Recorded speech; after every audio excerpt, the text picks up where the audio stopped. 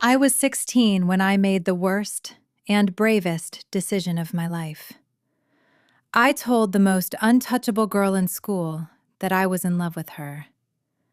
She looked at me like I was something that had crawled in from outside, said 3 words I spent 4 years trying to unhear, and walked away.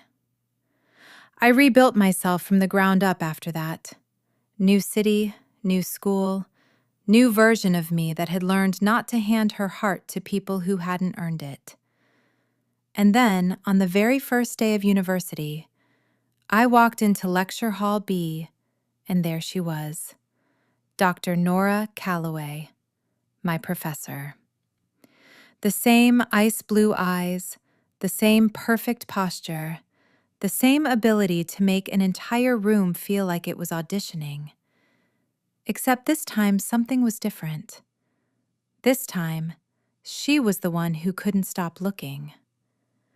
There are things you tell yourself you're over that you're not actually over. You just get better at not thinking about them directly. You learn to approach the memory sideways, at an angle, the way you look at something bright, not straight on because straight on still hurts, but from just far enough to the side that you can function. I had gotten very good at this with Nora Calloway. 4 years of practice. 4 years of telling myself, and occasionally Priya, and once, humiliatingly, a school counselor who did not fully understand the situation, that I had moved on from the worst 15 seconds of my 16-year-old life. And I had, mostly, functionally. In the way that a bone that healed slightly wrong is still a working bone, it holds your weight, it does what it's supposed to do, but sometimes, in certain weather, you feel exactly where it broke. I was 16 and she was 17, and she was the kind of person that high school produces approximately once per decade, the kind that everyone in every social tier is aware of without any deliberate effort on her part.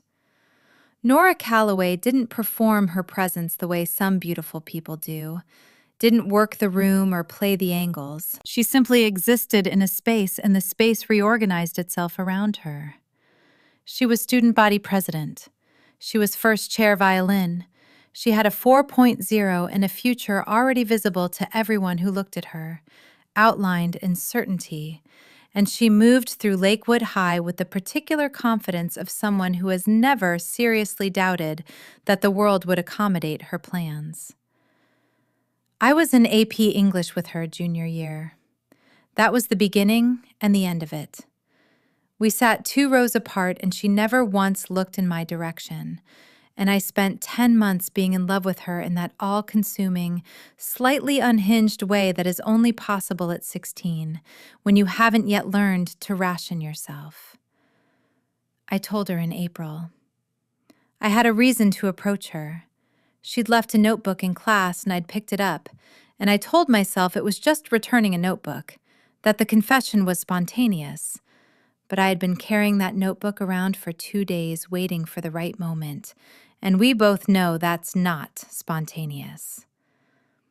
I found her at her locker before first period, and I held out the notebook and I said her name, and she looked at me with polite blankness, the face of someone running through their mental contact list and not finding me in it. And I said, "I think you left this in English." And she took it, and I said, "Nora, I really like you, and would you want to get coffee sometime?" And the polite blankness shifted into something else. Not cruelty exactly, worse than cruelty. It was the specific expression of someone encountering a situation they find mildly inconvenient. Like she'd found a moth in her closet. Manageable, not worth a significant response. She said, "That's not something I'm interested in," in the same tone she might have used to decline a club she'd been invited to join, and she closed her locker and walked away, and I stood in that hallway with every person who happened to be within 20 feet aware of exactly what had just happened. And I learned something important about certainty that morning. It doesn't protect you. It just makes the fall further. I left Lakewood for college prep in a different city the following September, and I did not look back. I worked. I rebuilt the version of myself that had stood in that hallway into something more contained, more deliberate, more careful about where she put her hope. I was good at university. Good in the way that people are good at things when they have something to prove, not to anyone else, but to the specific 16-year-old version of themselves still standing in that hallway looking at a closed locker. I got into Harwick University on a partial merit scholarship. I chose their design and communications program because it was where I actually wanted to go, not because it was the most impressive option. And that felt like its own kind of progress. The night before my first day, I called Priya, who was at a different school 3 states away, but who had been the witness to the original hallway disaster, and who took her role as emotional historian of my life very seriously. And she said, "New place, new chapter. You're going to be fine." And I said, "I know." And I did know, with the settled certainty of someone who has been fine before and knows the shape of it. I was fine, right up until I walked into Lecture Hall B on the first Monday of September and saw her standing at the front of the room. My brain did that thing that brains do when they encounter something that doesn't fit the current context. It glitched, briefly, ran the wrong program, told me for approximately 3 seconds that I was mistaken. I was not mistaken. Same dark hair, longer now and pinned up with a precision that looked effortless and wasn't. Same ice blue eyes that were currently scanning the room with the expression of someone who has already evaluated the space and found it acceptable, but not impressive. She was wearing a blazer the color of slate, and she had a coffee on the lectern, and she held herself the way she'd always held herself, completely, like her body was something she was fully in charge of and had been for a long time. The name on the syllabus that had been emailed to us the previous week, Dr. N. Calloway. I had not connected it. The N had not connected it. I sat in the 3rd row because the back was full, and I put my bag down, and I looked at the surface of the desk, and I thought, with a clarity that was almost impressive, "You have got to be kidding me." She started the lecture. Introduction to Media Theory, which was a required first-year course for my program, which meant I could not switch out of it without disrupting my entire schedule, which meant I was here for 14 weeks minimum. She spoke the way she did everything, with total command, no wasted words, the sentences arriving fully formed and precisely aimed. She was brilliant. I had not factored this into my high school feelings, and it hit me now as a separate thing, distinct from the history between us. She was genuinely, undeniably brilliant. The kind of teacher who makes you feel like the subject matters because it clearly matters enormously to her. I took notes. I filled 2 pages in the first hour. I did not look up more than necessary. And she did not look at me. I was a face in a 3rd row seat in a hall of 60 students, and she was Dr. Calloway, and nothing about this situation required her to look at me specifically. And she didn't. I walked out of that lecture and called Priya from the sidewalk and said, "You're not going to believe this." And Priya said, "Oh no," before I'd said another word, because she knew my life well enough by then to know that "oh no" was the appropriate preemptive response. The first 3 weeks passed in a professional blankness that I was grateful for. Dr. Calloway taught, I attended, took notes, contributed to seminar discussions when called on, with the careful calibration of someone who wants to be competent but not conspicuous. She called on everyone equally. She gave feedback on our first short papers with the same precise, unsentimental directness she brought to the lectures. What worked, what didn't, what to do differently. My paper came back with 2 paragraphs of marginalia and a grade of 88, and a note at the bottom that said, "The central argument is stronger than you're letting it be. Push harder next time." I read that note 4 times. I told myself it meant nothing. I told myself it was the same note she gave to students whose central arguments were stronger than they were letting them be. I believed this. It was the 4th week when I noticed the first thing. She was returning midterm feedback individually at the front of the room after class, and I waited in line like everyone else, and when I stepped up and she handed me my paper, our eyes met in the normal way that eyes meet in direct interaction. And then she held contact a half-second longer than the interaction required. Not staring, not dramatic, half a second, maybe less. But I had spent the better part of my adolescent years being acutely attuned to every possible signal from Nora Calloway, and my body still remembered how to read the granular details, apparently, because I felt that half-second in my sternum and hated myself for it. I walked back to my seat. I did not look at her. I looked at the marginalia on my paper. There was more of it this time. The second thing was a week later. Office hours, which I had not planned to attend, but which Priya had specifically told me to attend because I had questions about the research component of the second major paper, and Priya's position was that I was not going to let a decade-old rejection make me worse at university. She was right, as she usually was about things like this. I knocked on the open door of Dr. Calloway's office at the scheduled time, and she looked up from her desk and said, "Come in." And I came in and sat in the chair across from her desk, and she asked what I needed help with, and I told her.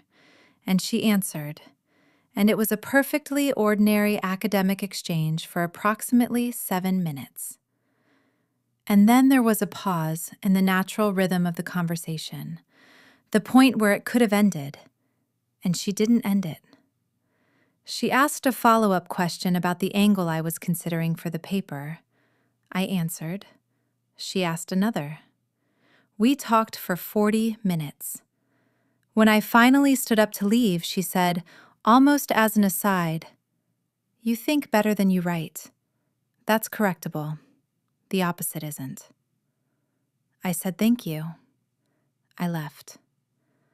In the stairwell, I stood for a moment with my hand on the rail and let myself notice what my body was doing, which was that thing it did when something important happened, that particular quality of aliveness that I had spent 4 years learning to manage. I noticed it. I named it. And then I took the stairs 2 at a time and went to the library and spent 4 hours on my paper because I was not 16 anymore, and I knew the difference between feeling something and making a decision about it. But the thing about the second chance you don't ask for, the collision of past and present that the universe arranges without your input, is that it doesn't really care about your self-preservation. It just keeps happening. She was there, twice a week in lecture and once a week in seminar, and always in office hours, now, because I kept going and she kept not ending the conversation at the natural stopping point. I learned things about who she had become in the years since Lakewood. She had done her doctorate at 31, late by academic standards, after a decade working in media production, which explained the practical texture of the way she taught. She wasn't theorizing from a distance. She knew the rooms these ideas got applied in. She was demanding in the way that people are demanding when they believe the subject matters and believe the students are capable of rising to it. She did not give false encouragement. She did not soften things that didn't need softening. And somewhere under all of that, visible in the occasional unguarded moment when a student said something that genuinely surprised her, and her expression broke slightly before reassembling, was a person who cared about this more than she showed. I recognize that. The gap between what you feel and what you show. I had built my entire post-Lakewood self on that gap. The day things became undeniable was a Thursday in November. I was in the library working on the final paper, and I had stayed later than intended, and when I came out into the main corridor, she was there, coming from the faculty wing in her coat, and we both stopped. It was raining outside. I could see it through the lobby windows, and we both had a moment of recalculating. She said, "How's the paper?" Not hello, not what are you still doing here, just straight to the thing between us, which was the work, always the work, the only language either of us had been using.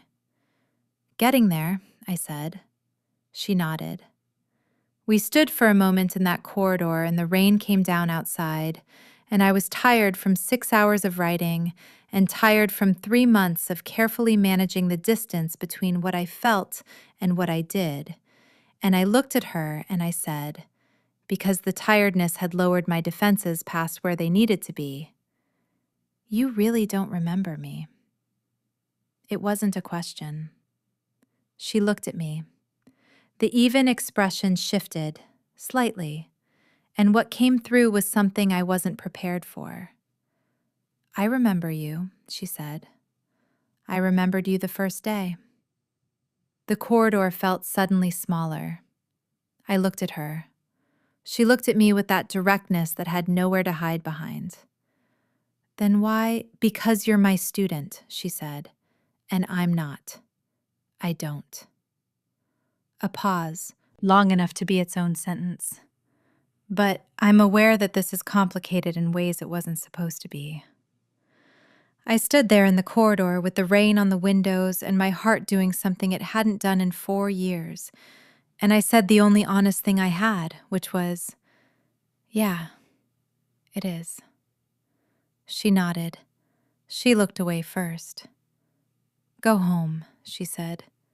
"Finish the paper." I went home. I did not finish the paper that night. What followed was a month that I would describe, if pressed, as the most precisely excruciating experience of my adult life. She knew. I knew. We both knew the other knew.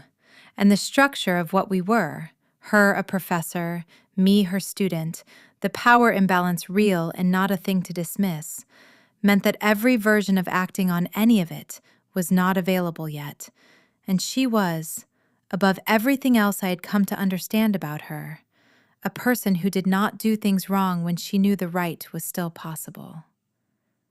She was more careful with me after that conversation, not cold, not unkind, but measured in a way that was different from the professional standard distance she gave everyone. Specifically careful. The kind of careful that a person is when the thing they're being careful about matters. I worked harder than I had ever worked on anything in my life. Not to impress her, I was past that, or past the version of it that came from need, but because the work was genuinely good, and she had shown me that, and I wasn't going to waste that. I got a 96 on the final paper. The marginalia filled the margins and continued on a separate sheet, and the last line of her notes said, "This is the version I was waiting for." I read that in the hallway outside her office door, and I leaned against the wall and I closed my eyes, and I let myself feel the full weight of what was happening, finally, without the sideways angle, straight on. The semester ended, the grades were posted. She was no longer my professor. I know how this sounds in the abstract, that it's a technicality, a clean line drawn in an arbitrary place, but it wasn't arbitrary, and it wasn't a technicality. It was the line that made the difference between something built right and something that would have always been slightly wrong, and we had both respected it, even when it cost something, and that mattered. I found this out the first week of January when she emailed me. Not a professor email, not through the university system, a personal address I didn't have. It said, "I owe you something, not the grade, something from longer ago than that. I'd like to say it properly if you'll let me." I read it 3 times. I wrote back, "I'll let you." We met at a coffee place near campus on a Saturday morning, and she was in regular clothes for the first time, dark jeans and a gray sweater, hair down, and she looked different and exactly the same, and I sat across from her and watched her gather herself in that precise way she had, and she said, "I remember Lakewood. I remember your name in English class, and I remember the notebook, and I remember the hallway." She held my eyes the whole time. "I was 17, and I was afraid of exactly what you were offering, and I handled it badly, and I have thought about it more than I would have expected someone to think about a 15-second interaction." I waited. "That's not an excuse," she said. "It's an explanation. There's a difference." "I know," I said. She looked at her coffee. First time she'd looked away. "I spent 10 years learning how to be honest about what I want," she said. "I wasn't then. I am now." I looked at her hands around the coffee cup, steady. "What do you want?" I asked. She looked back up. "I think you know," she said. "I want to hear you say it," I said. And for the first time since I had known Nora Calloway in any version of any room we'd ever shared, she smiled. Not the controlled expression I'd cataloged over months of lectures and office hours. A real one. Slightly undone at the edges, slightly uncertain, and more honest than anything else she'd shown me. "A chance," she said, "if you'll give me one." I thought about 16, and the hallway, and the closed locker, and the 4 years of the wrong kind of learning how to be fine. And then I thought about the marginalia in the margins, and the office hours that ran 40 minutes past the question I'd come in with. And this is the version I was waiting for on a separate sheet of paper. "One chance," I said. "But I'm a fast study. You said so yourself." She laughed. And that was the sound that changed everything. Not the words, the laugh. The first real one. The one that told me that whoever she had become in the decade between Lakewood and here had more in it than the precision and the control and the ice blue containment. There was this in it too. This unguarded thing. This person who laughed with her whole face when she wasn't performing anything. I had spent 4 years getting over Nora Calloway. It took about 30 seconds of that laugh to understand I was going to need to revise my entire approach to the project. We did not rush it. She was not built for rushing things, and honestly, at that point, neither was I. We built it the way she built everything, carefully, with attention to what was load-bearing and what was decoration, testing the weight before committing to the structure. Dinners first, a lot of them, making up for the conversations we'd been having sideways in academic language for 4 months, now allowed to be what they actually were. She was funny, which I had not anticipated, dry and precise and sometimes so unexpected that I'd laugh before I understood why. She was exacting about everything, coffee and direction and the principles she lived by, and that exactingness that had once read as cold, I now understood was just the shape of someone who takes things seriously. She took me seriously. Not the performance of it, not the nodding that people do when they're waiting for their turn to speak, but actually. She tracked what I said. She came back to it. She asked questions that indicated she'd been thinking about my answer since the last time we talked. I had been known by people before. I had not been known like this. And in the small hours of the understanding what we were building, I found the version of myself that was 16 in that hallway, and I said to her, quietly, somewhere in the architecture of who I had become since then, it was worth it. All of it. Not the rejection itself, not the hurt, not the closed locker, but what it made me into. The work of it. the building of a self that could be here now, in this, and know what it had and not take it for granted for a single day.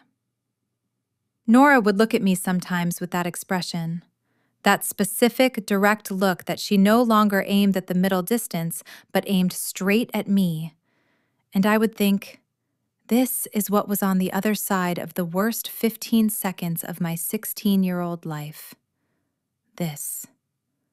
I would have walked through them again. I would have walked through them 10 times. Some things you think you're over, and you're not. And some things you're not over because they were never finished yet.